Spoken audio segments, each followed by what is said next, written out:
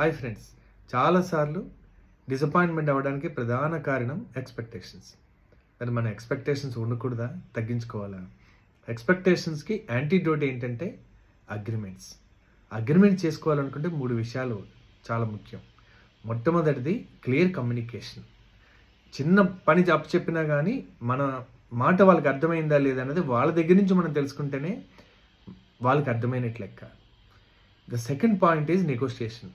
వాళ్ళు నిజంగా చేయగలరా, వాళ్ళ సిచ్యువేషన్ ఏంటి, వాళ్ళ సామర్థ్యం ఏంటి, వాళ్ళ అదర్ కమిట్మెంట్స్ ఉన్నాయా, ఆర్ దే రియల్లీ కమిటెడ్, ఇది మీరు తెలుసుకుని అది మీకు 100% వాళ్ళు అగ్రి అవుతున్నారు అని అనిపించే వరకు మీరు చేయగాలి, ఏది వాళ్ళు చేయాలన్నది అగ్రిమెంట్కి రావచ్చు.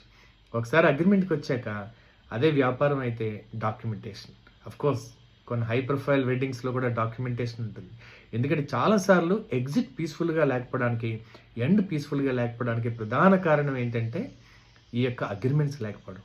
అగ్రిమెంట్స్ అడగాలన్నా, అగ్రిమెంట్స్ చేసుకోవాలనుకున్నా చాలా ఒకరి పట్ల ఒకరికి అండర్స్టాండింగే కాకుండా ఒకరి డ్యూటీ పట్ల ఒకరికి కమిట్మెంట్ ఉండి కరేజ్ ఉన్నప్పుడు మాత్రమే జరుగుతాయి.